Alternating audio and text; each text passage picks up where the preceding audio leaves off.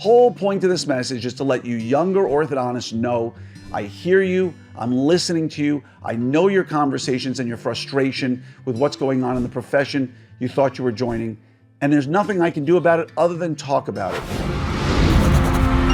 Hello there, Orthopreneurs, and welcome to another edition of Your 5 Minute Friday. I'm your host, Dr. Glenn Krieger. Don't mind me in my morning attire. I was thinking about something when I woke up this morning, and I felt like I had to get this out, and I had to talk about it.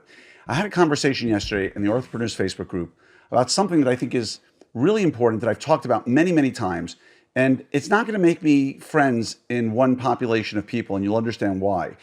But this is my soapbox point that I've said over and over and over again in the last 5-6 years. And I've gotten so many messages from so many younger orthodontists who've complained about a problem they're facing. And I get it. And I understand it, and I want to stand behind you and support you 100%.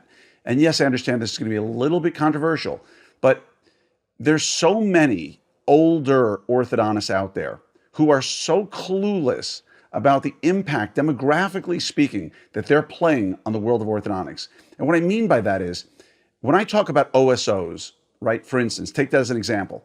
They're evil, they're terrible, they're horrible. And a lot of these comments come from older orthodontists who feel like the profession is getting ruined. There shouldn't be OSOs. They're ridiculous. Let me just say something.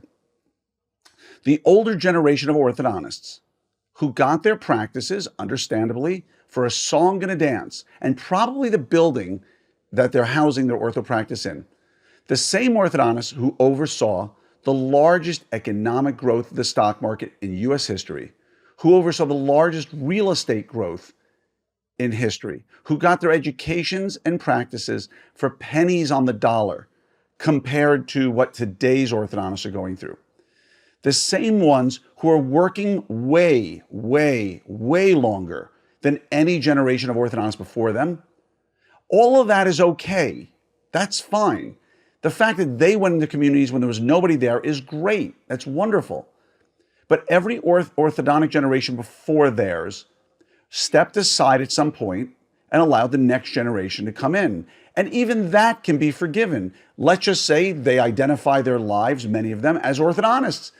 When I ask many people, why haven't they retired? The answer is they don't know what to do. Their wife doesn't want them at home, I've heard. You know, they want to just be an orthodontist and be relevant to the community because they don't have a lot going on elsewhere in many cases. But all of that's, even that's understandable. But they are raking young orthodontists over the coals when it comes to trying to get a job.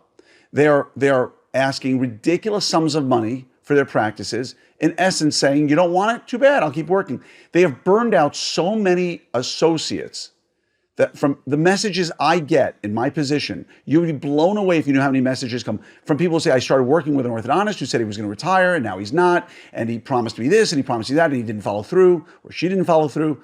My point here is, demographically speaking, you can't have your cake and eat it too.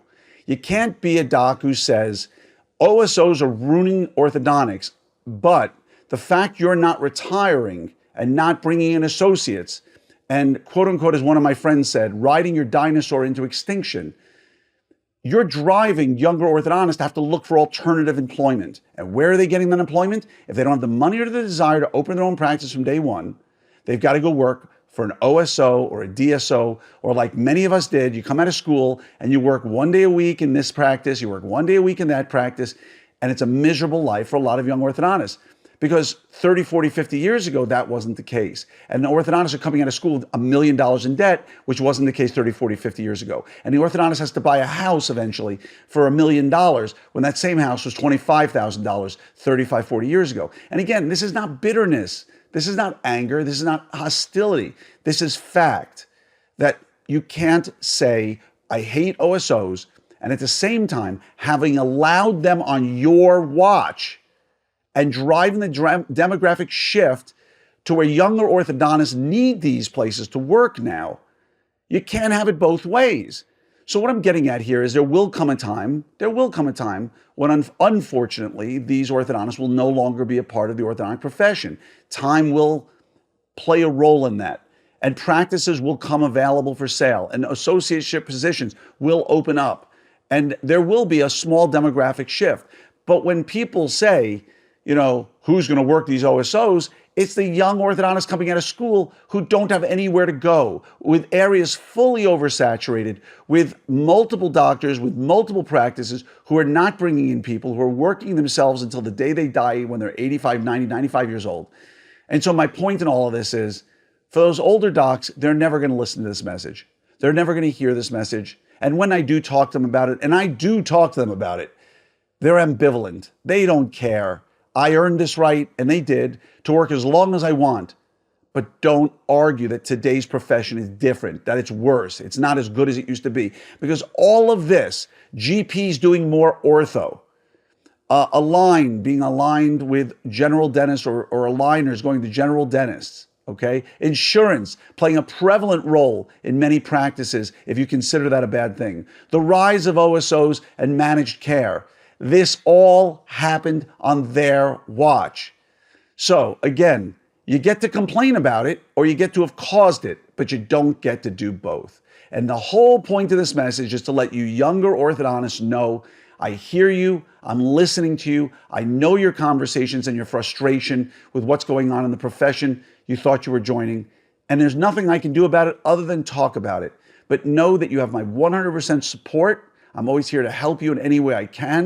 And if you ever want to talk, just DM me. I'm here to help, all right? Wishing you a great day. I hope some of you are going on the summit at sea. Go to opsummit2024.com. I'm here to support you in any way I can. Much love to every one of you. And if you are an older orthodontist who is hanging on forever and is raking people over coals for your practice, trying to squeeze every last penny out of it, and not bring in associates, you want to talk about the situation, reach out to me. I'm always happy to talk about it. But it all happened on your watch, and you don't get to blame the younger generation for this one. All right? Much love to all of you, and have a great day.